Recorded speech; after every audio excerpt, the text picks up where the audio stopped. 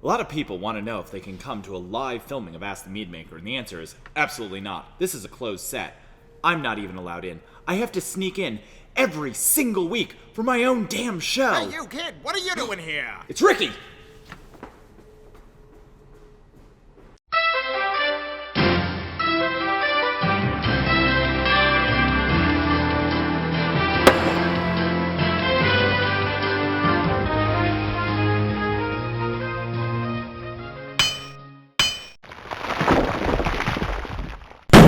Welcome to Ask the Meadmaker, where I, Ricky the Meadmaker, answer your questions about mead making, mead drinking, mead brewing, and really, any question you're willing to send to me. Our first thing this week, a huge thank you and a shout out to my buddies over at alehorn.com.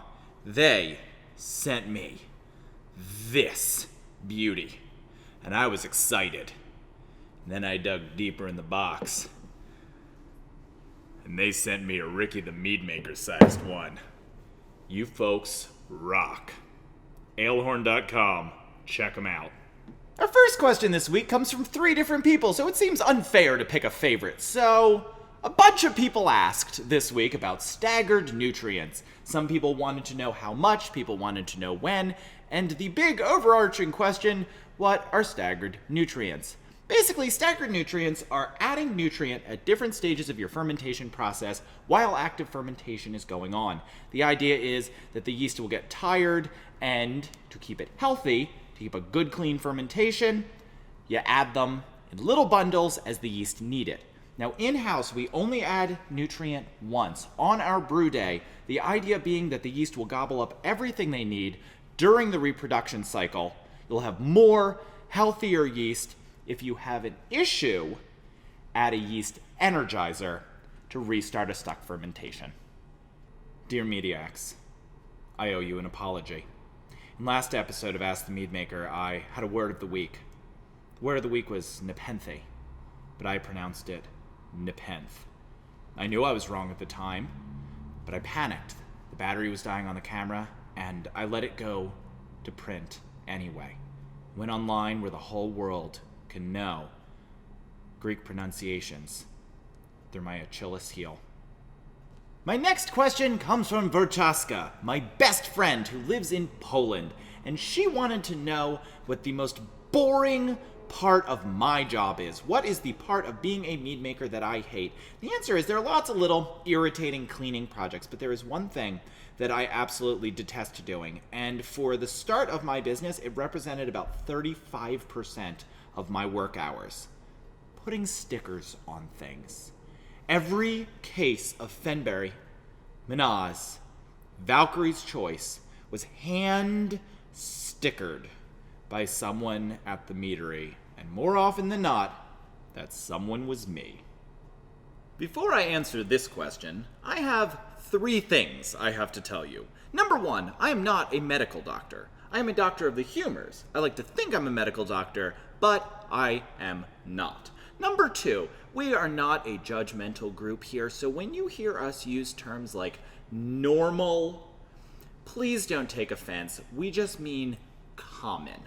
And number 3, when you send me a question about someone else's medical condition, you should probably not use your full legal name. So in kindness to your wife, JF, I'm not going to use the name you sent us because you wrote, "So, is it possible for my wife to get a yeast infection from sampling copious amounts of recently brewed mead? I won't go into any more details unless, of course, they are needed."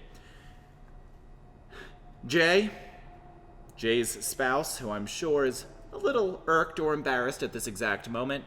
No, there is no way, assuming you are consuming your mead in the normal fashion.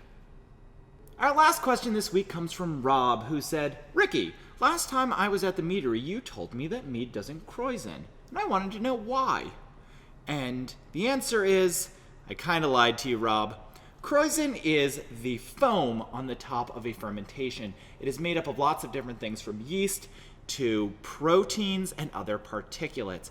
And since mead lacks a lot of the protein that is found in beers, mead's krausen, which does occur, doesn't set up as a thick, foamy mass. And because of that, low-protein fermented beverages such as wines, meads, most ciders can all be done in smaller vessels because you don't have to account for all that thick, rich foam you get in a beer fermentation.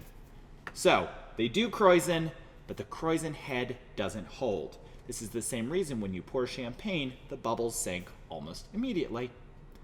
That's our last question this week. I just need to send it over to Ricky with our word of the week. Ricky? Thank you, Ricky. Not fair. I was going to do Croizon as the word of the week. Also not fair. Why do I get the little mug? It's very nice, but seriously, man. Well, our word of the week is still Croizon, but I want to add a little science to it.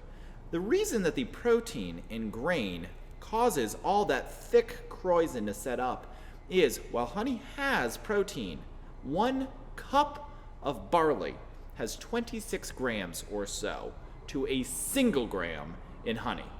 That is how much more protein you are contending with as a beer brewer versus a mead brewer. Croizon, it's our word of the week and the end of our show. Keep sending your questions and I'll get to them as soon as possible.